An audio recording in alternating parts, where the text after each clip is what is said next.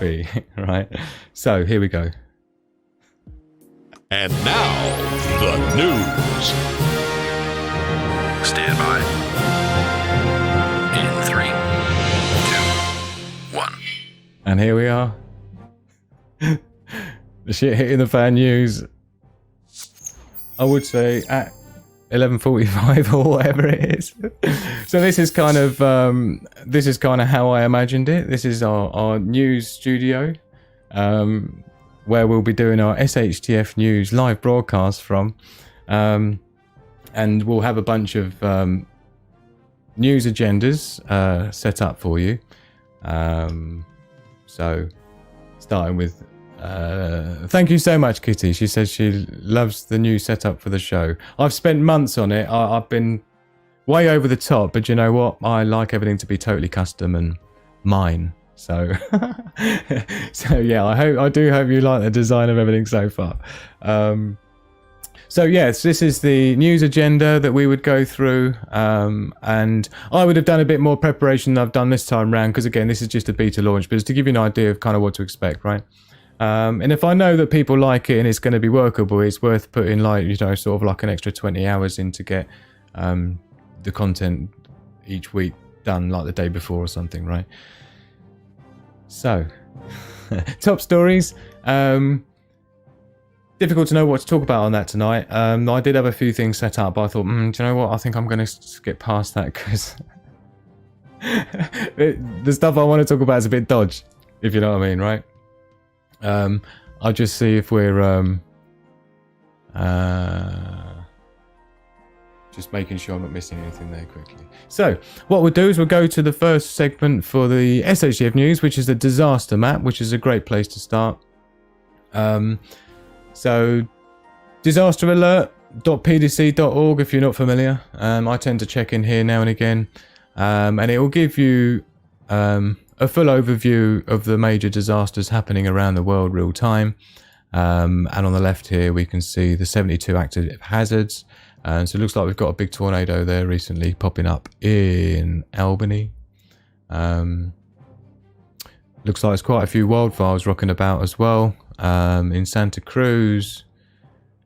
Earthquake 5.3. God, haven't we seen a bunch of earthquakes rocking recently?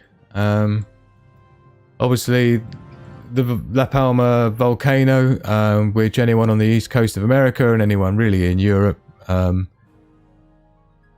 is a reasonable amount of concern. Doesn't seem to want to load that in, does it? Let's leave it there and see if it can figure it out.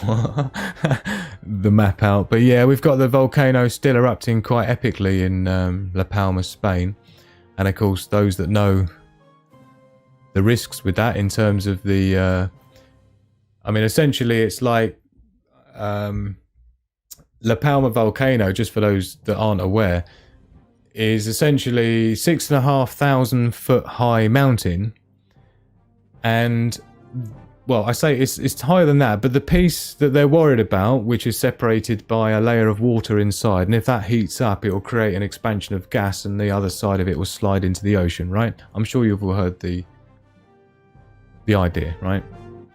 And that will create a tsunami, and that propagates across the ocean, Atlantic, straight over to the east coast of America, and we get some ripples around our way as well in the UK and in Europe. But essentially, it's about 9 miles of fissure or crack going across that fault. I don't know if it's officially a fault, but it's basically a crack along that island. It's about 9 miles wide. So what we're looking at is the amount of volume of rock, of mountain, of 6,500 foot high by about 9 miles wide. So that's a pretty epic level of displacement, as you can imagine, right? So hence the risk. That's where the tsunami risk comes from, right? So the disaster map has got a few things rocking around here. Doesn't look like there's anything particularly new that we... this looks like there's a typhoon or something here. Tropical storm, that is. Last updated 2 days ago.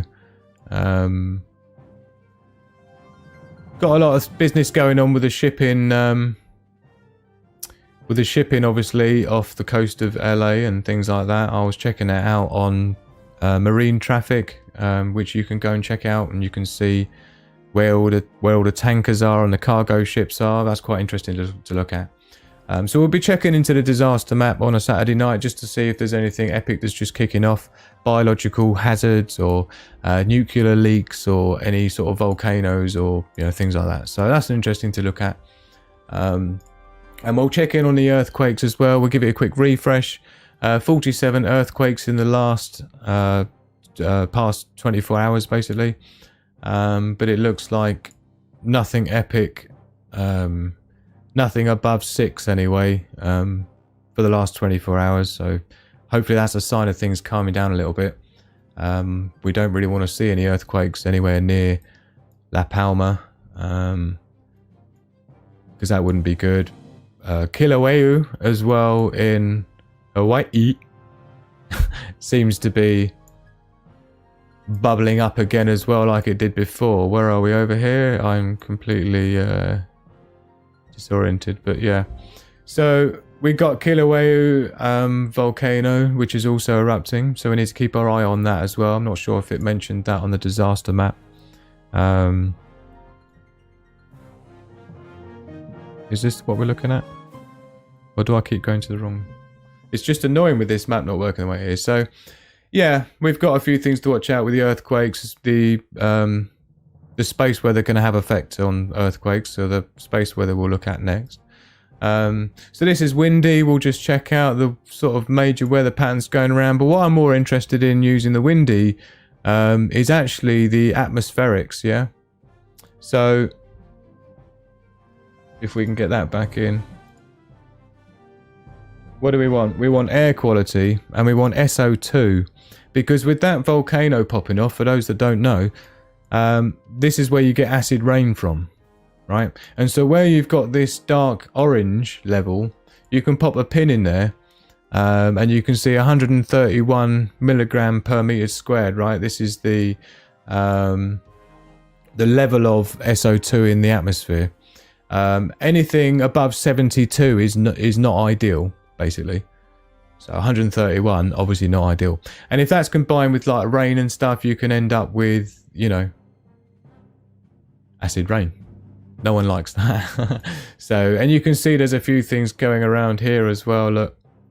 So these are things to look out for, with your sulfur levels and things. And you can see also particulate matter, the 2.5 parts per million here, look. And you can see straight away. What even is that?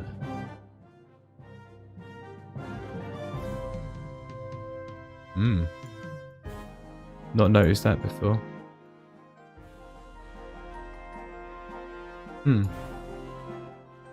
This is on particulate matter. So this is like, you usually see this with things like dust storms. Maybe it's a blizzard or something up there, I don't know. So anyway, that's windy. Let me just check the chat quickly. Make sure everybody's still there.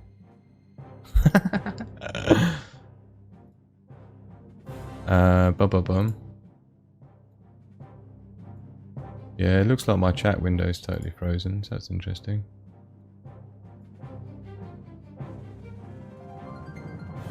Let's just refresh that quickly. Sorry, bear with me. Somewhat. There we go. I think she's back. Okay. Carolyn here saying apparently La Palma also has Saharan sand coming into play with the volcanic dust. Never a good combination. What happened to your Alienware laptop? Walford said, sorry, we're in the middle of the SHTF news, but I will say I'm still running on it now. But the problem is one of the power sockets has completely failed, so I'm running on 50% power on the graphics card because it can only use one power supply, and I can't afford to get it fixed. So it's a little bit of a critical condition. So I'm not amazingly happy Alienware Area 51M customer, and that's just one of the issues with it. But it's managing to handle this. But I've got so many animations and things and layers over the top of everything. It is struggling a bit to run it, but 10 minutes until you started break, says Urban Harvesting. Don't worry. Don't worry. So So yeah, we've done the that's the disaster maps, and then we have the space weather for you, where we will just have a quick little look and see what exactly is going on with the space weather, since it's a big driver of climate, it's a big driver of earthquakes and volcano eruptions and stuff like that, and we're extremely susceptible at the moment as planet Earth. Because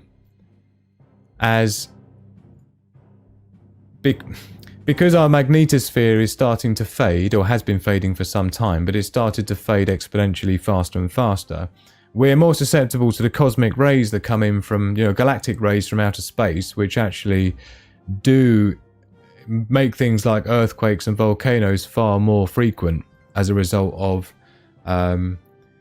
essentially it heats the magma silica layer underneath more and makes it less viscous, or more viscous, more runny, less viscous, I'm sure that is. So yeah, and it has an effect, and it changes flow and things like that. So because our magnetosphere is failing somewhat, and it's also a thing that protects us from solar flares, and so on the space weather maps we can see what's incoming that can affect things like our internet and our communications and ham radio communication interference and things like this, and ultimately if it's big enough it can take down obviously our power grids. So it's important to keep our eye on, because we obviously want to be there before anything like that happens. So if we see a big flare coming off the sun, that could be a geomagnetic storm that's going to sort of create a surge in our power systems, it's important obviously that we can we can maintain some sort of view. We usually get about 72-hour warning, so it would mean we'd have enough time there to sort of unplug some stuff and keep our eye on it. So it looks like it's pretty calm at the moment. We did have a few days the other day, as you can see here, that did go into the red actually. Seems to have been backwards configured to be lower, but so it's worth keeping your eye on that. We are entering into a more active period of the sun's activity, which could lead to more, far more solar flare possibility. You see, before we would need something like an X30, an X20 level solar flare to do damage, whereas nowadays, because of our loss of our magnetosphere that protects us from that, we would only really need quite a big M-class flare, or even like an X5 or something like that, would be enough to cause quite a lot of disruption. We saw it a few years ago, so we got to keep our eye on that. Carrington event was the last one that took us all down. So yeah, so that's the space weather. Good to keep our eye on that. And of course, ideally going forwards, if I come across any sort of like disaster news that's like really urgent, I'll just go live straight away as the SHTF news segment. Do you know what I mean? I'll just do that as a bosh, heads up people, incoming, yeah, or something like that, right? So cyberspace, we have a little segment here that we can just have a little check-in on, and we can get an idea of what kind of level of cyber attacks we're seeing going on around the world. Of course, that's another threat, is all the stuff with the World Economic Forum and the cyber Pentagon or whatever it was called drills, and that's usually leads to some sort of a what. So it's worth keeping your eye on what's going on with the internet and where the attacks are coming from, where emanating, and who the targets are. The way things are looking at the moment is the top attack target is the United Kingdom, followed by United States and Malaysia. So United Kingdom, 2.39 billion attacks. This is the last 24 hours, right? And the top 3 attack origins are from United States. 4.5 million of the origins of attacks come from United States, Australia, and then Germany. So it's quite a lot of activity going on at the moment. I have seen that higher though. I've seen the attack targets, I've seen up to like 5 billion before. So I'd call that a reasonably normal looking internet scene of potential threats bringing the internet down, which we all know they're gagging to do. So yeah, that's what we're going to be looking at with the cybersecurity side of stuff. I think it's worth keeping our eye on, right? And then also, as part of the SHTF news segment, I think it's worth keeping our eye on the economic side of stuff, yeah. And see what's going on in the markets, because of course that's always a sign as well of potential turmoil and things like that incoming, pending not goodness. And we all know that, you know, we're sort of more and more every day entering more of a time of struggle and you know, printing and all the things that come with printing, if you know what I mean. So economics, I haven't got too many pages set up like I had planned to, but you know, we would have a look at things like the crypto markets and see if we're up or down. There has been a bit of a pump recently. We have seen a slight increase. I do need to get my mouse highlighter thing set up so that I can show you where I'm pointing, but I'll get that figured out. So yeah, it has had a little bit of a boost recently. Market cap's going up all the time, so there's definitely more and more coming to it. There is some news out there with the crypto markets and with silver, gold, oil. I am planning to get just a single page set up with the key metrics, and we can just go bish bosh bash and cover the main things that have an effect on us, or have at least some sort of an indication of what's going on out there. So things like gold and silver price is a good indication of that, and cryptos as well, give you an idea of sentiment and things like that, right? So so we would have a look at that as well, which would all be good in the hood. And so that's the idea with that. And so yes, and that is the idea with the SHTF news, you see. I'll have to have a look in the chat and see what people make of it. But ta-da! That's the SHTF news. So I hope everybody liked it. And here we go. Back to our. Oh, it looks like we've got a what do you call it, from our friend Danger Bob. Look at that! What a beautiful shade of orange. Thank you so much, Danger Bob. Wow, how generous is that?